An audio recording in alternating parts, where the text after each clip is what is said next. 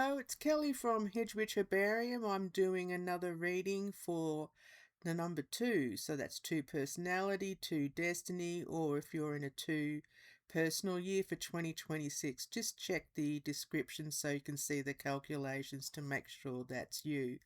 So this will be for the week starting the 27th of April and ending on the 3rd of May.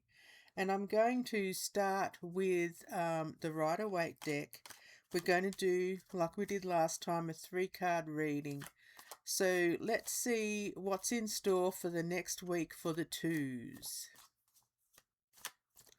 So we're going to be looking at where you were, where you are, and where you're headed. What's going to be the outcome? So here you are at the moment, the Knight of Cups. The Knight of Cups is usually, again, well, Cups is the subconscious, also emotions. And he is more sitting still, maybe overthinking a little bit, thinking about emotions, relationships maybe. Maybe you've been feeling like you're at a standstill and you really want to get things going, but you're just trying to get a handle on what's going on with, could be just one other person or other people in your life. Someone could be trying to offer assistance or some kind of emotional help on an emotional level, maybe even romance, but you're contemplating at the moment. I feel like you're kind of in a standstill, or you feel like you have been. And maybe it's because we've got here a 2, the 2 of Swords. Oftentimes that can mean trying to choose between 2 different decisions, but also feeling stymied or not being able to make a decision. And maybe that's why I am getting that feeling of stasis at the moment. Maybe you're overthinking it a bit. Maybe other people are overthinking and not giving you an answer. But I think it's more like you being stuck in your head, thoughts cycling around, and not knowing which way to go. And also maybe not allowing yourself to see. Maybe you're blocking yourself from seeing reality because it might be a bit too much at the moment. A little clarity or meditation would be good for you. Let's see the outcome, see what that's got to, what that's got to say. King of Swords. So the King of Swords is very much someone who's in charge, but also, again, to me, it's all about the mind, this reading. I feel like you feel like you're damned if you do, damned if you don't.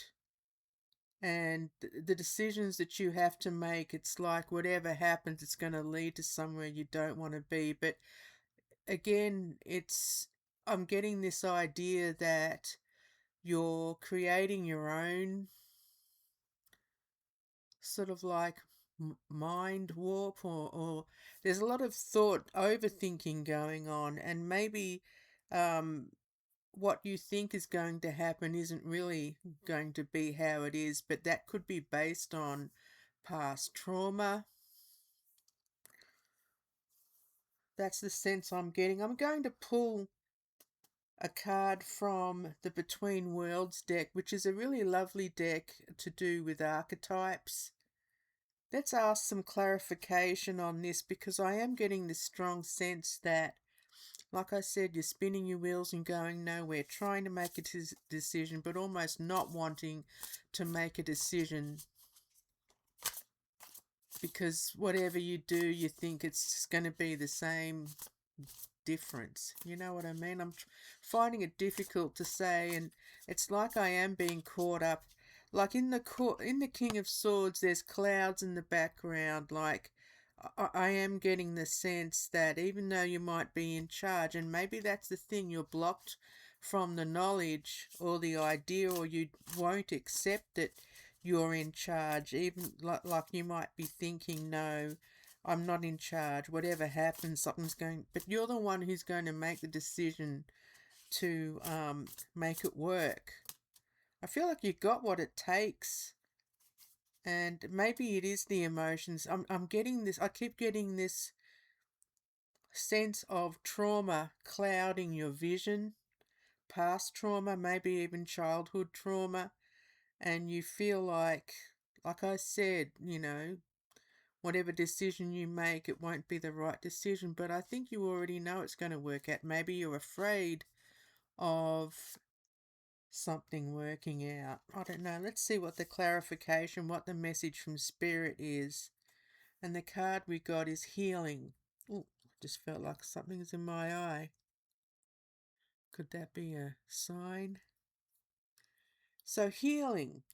I feel like that's linking back to the past trauma. Maybe there is healing that needs to be done so that you can make the right decision going forward. I don't know why past trauma or childhood trauma is floating around in front of my thoughts. Let's see. Well-being, connectedness, reciprocity. I always get that word wrong. Even though you're a two-person, you're a two-personality, very much a mediator, someone who works well with others and even wants to work with others, but maybe you don't feel like at the moment you're making the connection either with yourself or the right people. But here's what the message says. Trees have been known to support each other by sharing nutrients through their roots. And that's definitely a two thing that's very the interconnectedness, the mediation, the wanting to help others. This card invites you into a space of compassion, into the slow and beautiful work of healing. What hurt needs holding? Can you cultivate the conditions that allow healing to happen for yourself and others? This is relational work. We heal together. And I feel strongly that's what it's about. With the twos, you're often reaching out to help and heal others, but you don't often take the time to heal yourselves. I feel like you've got to be more single-minded about that.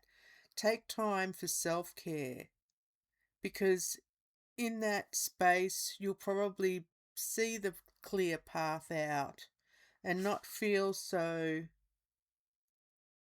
stuck or stymied. I just feel like it's the trauma. It's that cloud of trauma. I could be wrong. Leave a comment. Let me know what you think. But definitely take some time for self-care, because once you take care of those issues that are clouding your mind, then you'll see the path forward.